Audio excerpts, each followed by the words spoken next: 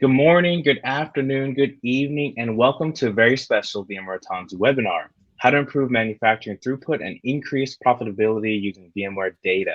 I believe this is the first in our industry series talks, and today we'll be covering manufacturing. I'd like to welcome to a webinar program, Gregory Green, who's been here before. Nice to see you, Gregory. And then Howard Twine, which I think that was his first time on a webinar together. So hello, Howard. Thank you both for joining us today. And thanks to all of you guys for tuning in. But before we get started, we do have a few housekeeping items that we'd like to cover. First, we'd love to keep this as interactive as possible. So if you have any questions for us, use the Ask the Questions tab below the presentation screen, and we'll do our best to answer all of your questions live today. In addition, we'd love to hear from you guys. So let us know how we did, how we're doing, or what you'd like to hear at future events by leaving us feedback using the Rate This tab also below the presentation screen. Now, without further ado, hand it off to today's speakers. Thank you very much, AJ. So I'll just introduce myself and let Greg introduce himself before we kick off. So I work within VMware Data Solutions, based in the UK here. I'm part of the RabbitMQ product team, and we look after both the open source and commercial offerings of RabbitMQ. Greg. Yeah, and hello everyone. Gregory Green. I am based out of the United States in North Carolina, and I work with the pre-sales team on the data solutions, so helping our customers understand how they can use our various data solutions for modernization. Cool, thanks, Greg. So I'll just run through the brief agenda here before we get stuck in.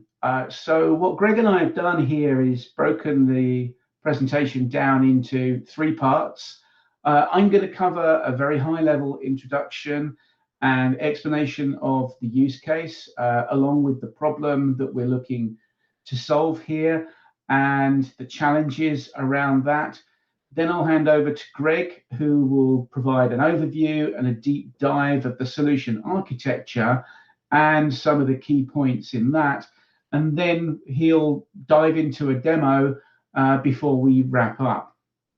So let me dive into this and set the scene. So the inspiration for this webinar came from many of the conversations that myself and my colleagues have been having with manufacturers around the world and some of the problems and challenges that they face. Going back a few years when COVID was at its peak, many manufacturers had to close their doors, production ceased, and they used this opportunity, the smart ones for sure, to use this opportunity to take stock of the business and invest on creating new processes, and in many cases, securing investment to build automated process into parts of their existing business. And certainly for those people that were building traditional bespoke products, this investment would lead to increased profitability. And regardless of COVID, any business that makes an investment in automation but still wants to maintain that kind of hand-built aspect of their product is going to face a significant challenge. Often there's a clash between the new sort of digital culture that will be coming in to present more of an interactive experience for the end user. That's often at odds with the sort of the artisan nature of a hand-built product. So integrating that sort of improvement, that sort of investment has to be done really quite carefully. For any business to expand, to survive, scalability is key. So the landscape is becoming more and more competitive for many manufacturers. So having the flexibility within their architecture is key to that success. And ultimately, one of the net results of this has to be improving the customer experience. Although customers are prepared to wait sometimes for the right product, obviously if the price is right, they expect engagement from the manufacturer and updates. And in everyday life, we are faced with a wealth of information about everything that's going on, certainly about our online purchases and things like that. And it doesn't matter whether you're buying a $15 pizza or a $4,000 bespoke bicycle. You still want a level of engagement. So with that in mind, thinking about the challenge ahead, we created this imaginary fictional bike company, push bike manufacturing company, that builds high quality, semi-bespoke push bikes. They're a well-established brand in the marketplace. They've got an existing online application, ordering application. And at the back end of that, they've got a single database serving more or less the entire business. It's hosted in a remote data center that, when it was deployed maybe some years ago, was believed to be secure, robust, and scalable. However, that database is an isolated silo with respect to the rest of the business. The purchasing, production, and dispatch processes at the factory are managed almost entirely manually. Reports in the form of spreadsheets, etc., would be extracted from that database, and updates during any of those factory processes would be purely manual. So just looking at these challenges, the sales application is running on potentially out of date and out of reach hardware within that data center. That single database is very hard, if not impossible, to scale or migrate to any other location or new infrastructure. Taking advantage of the cloud in this scenario is very difficult with this existing infrastructure. The manual nature of these spreadsheets and reports that are being pushed around the business are prone to errors, and that doesn't promote visibility within the business. In fact, if the business doesn't know what's happening internally, if that visibility isn't good within the business, then what hope has the customer got right at the beginning of this process when they want an update on the progress of the bespoke bicycle, in this case, that they've ordered? Add to that the opportunity that the company will have had to invest in semi-automated or automated processes, perhaps for a new market vertical. In this case, I'm using the case of this company wanting to diversify and produce e-bikes. They're still going to be built in the same factory, but they've invested in the tooling, in robots for part assembly manufacture, automated guided vehicles for moving those components around the factory, and they want to integrate that into the rest of the business. So how can they achieve that? And many of these components come with hooks into them using protocols like MQTT. And control and monitoring for this automation is quite simple using protocols like MQTT. You might have a control layer with a database of control commands that can be added so that repetitive build processes can be executed. Orders could be loaded into this system by the production team for manufacturer. Also, you've got the opportunity to monitor the production process. So for the first time, this company would have the ability to have a window into the production process, and using MQTT from a monitoring point of view, advanced notifications of problems with specific tooling or parts of the process can be monitored. However, although this is a massive step forward for any business, certainly in terms of production efficiency, none of this is truly integrated into the business. No one outside of the production scene can see what's going on. So actually, you just created yet another silo within the business. And guess what? Yeah, the customer still doesn't get notification of what's going on with respect to the order that they placed. So how can you solve this problem? And this is where Greg comes in with an overview of the modernize solution and some of the details of that. Over to you, Greg. Thank you for that, Howard. So, as we think about the challenges that Howard outlined, the idea here is to introduce an event driven architecture where, as much as possible, we're replacing the manual processes with software automation. So we'll introduce a modernized version of the customer order app and introduce some new apps that will handle inventory management and communicating with the devices or the robots to start the build, assembly, and dispatching of the bike itself. Now, when we introduce an event driven architecture, now we have the capabilities to keep the various teams, the purchasing team, dispatch, QA, so on and so forth, in sync. But most importantly, the customer can get real time updates and into the state of their purchase order throughout the build process. So the architecture looks something like this, where our customer order app, now that we've modernized it, we can move it to a containerized environment and run it on the cloud. Why would we move it to the cloud? Well, if we ever have that good problem where you now have an increase in customers or increase in orders, the cloud should be able to scale to handle those unpredicted increases. But also, we need a copy of the data that would be facilitated or visualized by the application.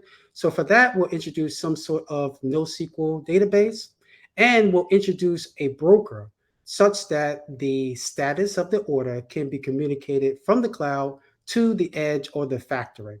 And when we have our inventory application running in the factory, it can store the latest and greatest state of the order in some sort of SQL relational database, in addition to a production app, which will communicate with the robots that are doing the assembly over protocols like Howard mentioned, like MQTT.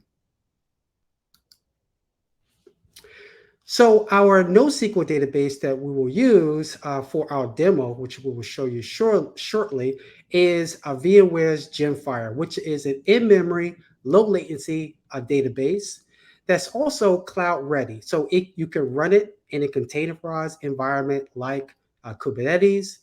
And all of our data solutions like Gemfire support what's called an operator, Kubernetes or operator, where it's basically a piece of code that has intelligence that knows how to provision instance and scale those instances. And a NoSQL database like Gemfire is perfect for deployments in the cloud, especially for user-facing applications, because it supports up to hundreds of thousands of transactions per second in a distributed fashion. And it also supports something called strong consistency. With some distributed NoSQL databases, you sometimes run into race conditions where when you read a record out, sometimes it's not the last record that was written. But Gemfire solves that with its strong consistency capabilities. And for our broker, we will use a RabbitMQ. Now, with a broker like Rabbit, now we're able to reliably communicate. So each one of the apps, when they're sending the updated statuses of the orders or requests to start the order process, you can deliver messages from one app to another with low latency. And Rabbit has flexible routing rules that you can configure within the broker itself that govern which applications receive what messages based on properties of the messages. But Rabbit also supports event log use cases. So, for example, whenever the order inventory app, when it gets an updated status of the order, instead of removing that event from the broker, you can basically keep it in the broker so you can use Rabbit as another source of truth. If you ever needed to rebuild a database, whether that was Gemfire or Postgres, you can reread it or replay them from RabbitMQ with extremely high throughput. So Rabbit has been in our streaming capabilities that was recently added. has been proven to handle hundreds of thousands, even up to 1 million transactions or messages per second. And Rabbit also supports many different protocols, right? Whether it's the streaming protocol, where you can introduce the event logging, or the default protocol that Rabbit supports, which is AMQP, or you can use Rabbit as an MQTT protocol to communicate directly with the devices themselves. And for our database, VMware supports two of the most popular open source databases, MySQL and Postgres. We provide some operational efficiency. So as I mentioned, there is a operator. So if you wanted to, for example, to run Postgres in a container, you can utilize the Postgres operator such that, again, in order to provision, manage, keep it auto healing, can easily be delegated to the operator. And in addition to setting up things like disaster recovery, you basically just define a text-based definition, either in JSON or YAML, give that to the platform, and it will provision an HA production-grade version of Postgres. Now, whenever we talk about these data solutions, it's important to address how do we handle high availability. So let's talk about the cloud first. Well, the idea for high availabilities from a data solution point of view is to introduce clusters. So for Gemfire, you can have a minimum of a 2-server cluster where each one of the servers has an exact copy of the data. So if there's an outage on one of the servers, there's no problem, there's no data loss. That data will be available on the other server. And then for RabbitMQ, the recommended number of servers in the cluster is 3 servers, such that if you have an outage to one of the servers, you'll experience no message, no issues with your producers or your consumer applications. But in the case where you have an issue with more than one server, 2 servers, for example, RabbitMQ will protect your producers and your consumers against data loss. But the beauty of deploying in a containerized environment that you can move to the cloud, like Kubernetes, is that the operators, the RabbitMQ operator, the Gemfire operator, working in conjunction with the platform, will maintain what we call a desired state. So when I tell the platform I want a 3-server or 3-node instance of RabbitMQ or a 2-node instance of Gemfire, if there's ever an issue with one of those servers, the platform itself will start up new instances to make sure that it maintains that desired state. So the chances or the risk of having more than 2 servers down, for example, for RabbitMQ, should be minimized when you're running in Kubernetes. And then on the edge or within the factory, obviously many times you don't have the luxury to have comparable hardware resources as you do in the cloud. So this logical deployment architecture is based on, for example, let's suppose you have 2 physical servers. If you have 2 physical servers at the edge, you can deploy Rabbit on a Rabbit server instance on each one of them, and one can act as the active or the upstream instance, and then you can have a passive downstream instance.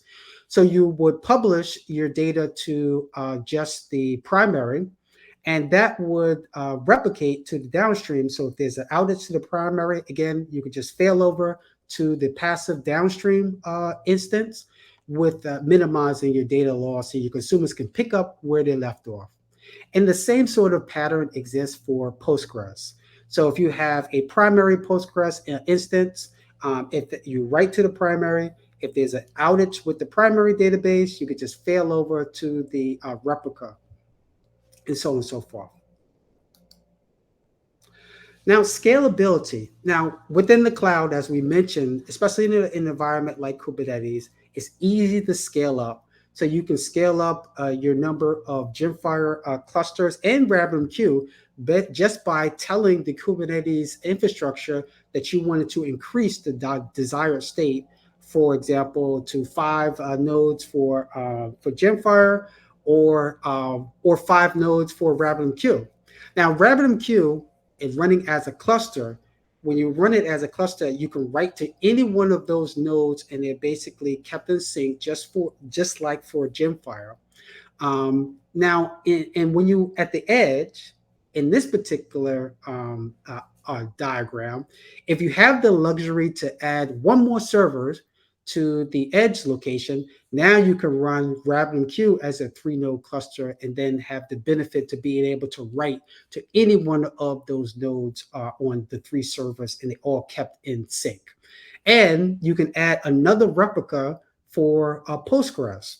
And you can also introduce patterns such that maybe you have one of your app that is designated to writing information into the Postgres database. And then you can have read-only apps that read from any one of the replicas. So you can spread out the data access pattern across the different servers. All right, I've done a lot of talking, so now let's see if we can show you a demo. So in this demo, I'm running RabbitMQ and Gemfire, I should say, in the cloud, in a Kubernetes cloud, and I have the customer order app also running in the cloud. And on the edge is just my local laptop. So I have a single instance of RabbitMQ running. It is communicating with 3 apps: the order inventory, the inventory order app, the production app, and the robot simulator app. I know that I'm probably going to let some people down that I don't have any robots, or I'm not going to actually assemble a bike, but we're just going to use this simulator app. It's going to communicate with RabbitMQ over MQTT. And we're also going to use a combination of streaming and AMQP for our various communication amongst the applications. We are shoveling the data between my local machine to the cloud and vice versa, so that the order updates are kept in sync. And I have Postgres running on my machine. So what I'm going to do is I'm going to go ahead and share my screen.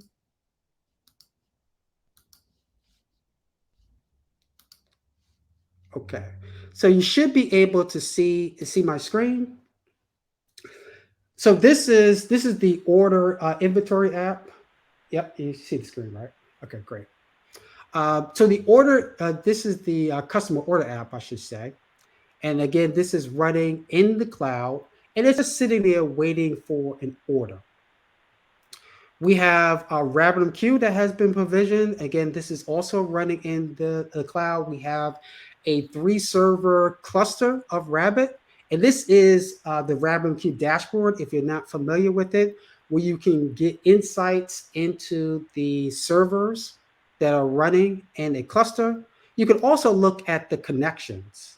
So in this case, I see I have various connections, and they're using different protocols. The AMQP protocol, which I mentioned, is the default protocol for RabbitMQ. There is some streaming connections. And I have Gemfire up and running, and this is also running in the cloud, and I have 2 servers that are running for Gemfire. On my local machine, this is on this side, is Rabbit running locally on my machine. As I mentioned, I have 1 server instance, but I have lots of different connections to those various applications. And also the shovel component that's going to move messages back and forward from the cloud to my local machine is, I can see the connections, the shovel connections here. And you also see the various protocols, right? AMQP, you see MQTT, and AMQ, and there's also a streaming connection. Now, for you developers out there, this is the apps that are actually running. So here we have the inventory app, we have the production app, and we have the robot simulator app that is tucked away in the corner over here. Now, the most important thing is I also have a command line interface into both Gemfire running in the cloud and Postgres running locally. And in Gemfire, I could do selects. So I can look at if there's any orders, right? There's no orders in Gemfire in the cloud, and there are no orders locally on my machine. So let's go back to the UI. And what happens here is I'm going to submit an order. And what's going to happen is it's going to send that data over to the customer order app. Let's go ahead and submit this order. And it's basically sending that to, make this a little bit lower. All right. So what happens here is it went from the cloud to the customer order app, shoveled that information to the inventory app. The inventory app confirmed the availability. Now it's just simulating confirming the availability. And it sent a message over to the production app that sent a message over to the robot simulator app. And now the state of our order is building. So if I go back to the command line interfaces, I can see this is the state of the order within the cloud that's visualized within the app. So this is the data that's in Gemfire, and it's kept in sync with the data that's locally on a machine or at the edge with Postgres. Right? So I can essentially complete this order. Now, so at this point, we're waiting for the robots to finish the order and to say that the bike is dispatched. So I can simulate that with some other interfaces. So this is basically going to allow me to send a message over MQTT to the robot simulator app, which basically says that the order is finished. And we can do the same thing where we can see the order. Basically, the order status code has been updated to 3, and that's kept in sync with Postgres. And let's just go ahead and let's finish this order.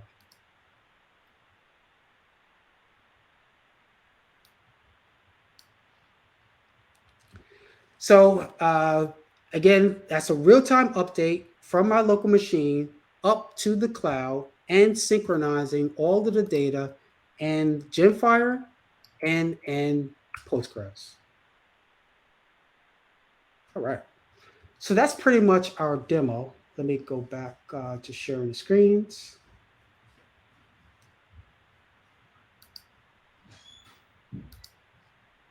Okay, go back to the slides.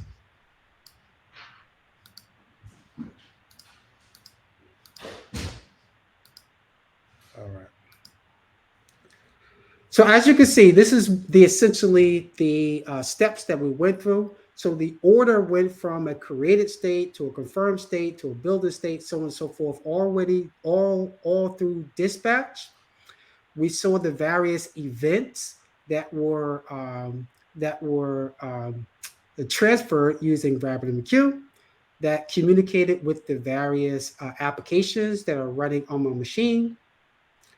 So, and you were able to get in real time the updates of the customer order. And I hope that you see the benefit of this architecture. First of all, by moving to a modernized cloud environment where we're able to scale up, I can easily scale up both the applications and the data services like the NoSQL database, like the broker, the RabbitMQ broker. And Rabbit can reliably deliver the transformation or the communication of the various events from the cloud to an edge-based environment. And you can use an operational data store like MySQL or Postgres. What I didn't mention about Postgres is it's becoming one of my favorite databases because I can actually use it as a document database. So instead of mapping my objects to low-level tables, I could just store JSON And I can easily query out attributes or properties within my JSON object using a very reliable and popular open source database like Postgres. And then RabbitMQ, again, it supports so many different ways for your applications, not only your applications to communicate with each other through streaming, through a typical message broker use cases using AMQP, but also you can interface with devices using, the Internet of Things or device-friendly protocols like MQTT. All right. So at this point, we'll open it up to any questions that the audience may have. Yes, thank you, Gregory. Thank you, Howard, for today's presentation. We do have a few questions, Howard. I think you may have some, but anyone else, if you have any additional questions, please submit them using the Ask Your Questions tab, and we'll do our best to answer all of them at this point now.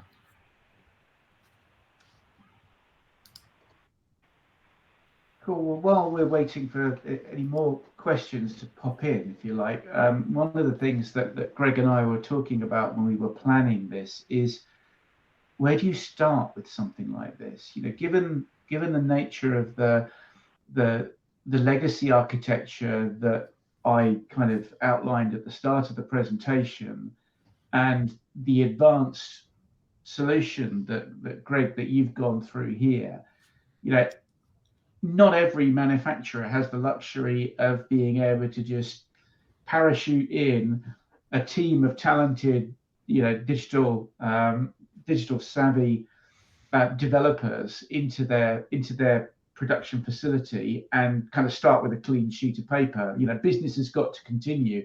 You've got to continue making bicycles. So, how can you deploy something like this in a sort of an incremental way without upsetting the production? Yeah, the key is what you last said, incrementally, right? I'm part of the pre-sales team, but I came from our professional services organization within VMware, which is called Labs. So it's called Tanzu Labs. And there is a group within there called App Modernization. And that's essentially what that team is focused on doing.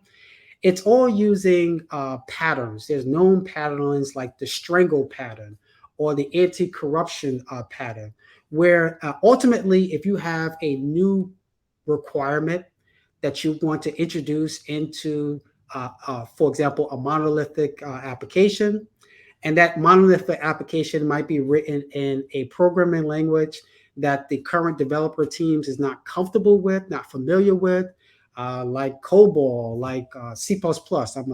I started with C++ when I started development. I would not want to code in C++ today. For all of the C++ people out there, I hope that didn't offend you. But the idea here is, you take those slices of new functionality and move that to some modern-based programming languages that you can run in containers. And then for those thin slices or those integration points, introduce a broker like a RabbitMQ, replacing those inline codes. So a lot of times those monoliths are broken into logically into components, even though they run as one large software process. Structurally they are components. So you can start moving some of those components over to a modernized app or microservice. Introduce messaging to do the asynchronous communication between the monolith to the modern version of or a modern microservice. And you keep doing that, which is basically you keep strangling the monolith until you have a more manageable pieces of code that the development teams or the application owners can handle. Now, it's not easy. I mean, it's a science to doing these things, right? You want to make sure that you have microservices and not nano services, or you're not recreating more monoliths, right? So once most teams, once you start the process, you get comfortable with it, you'll get the hang of kind of the best practices to do it. Cool. So, do we have any other questions coming in? I didn't see any other come in from this platform, Okay. but I do want to just plug in Spring One. Spring One is a large event for VMware, and it is happening virtually in January. We don't have a link in the attachments tab right now, but I will include it in the post event email. But Spring One is taking place virtually January 24th to the 26th. So I'll send it over the link. His registration is free. We hope to see you guys there. Right. And you didn't see any other questions come in either, right, Howard? No, I don't see any more coming in. Good. I have Well, got one other question for Greg.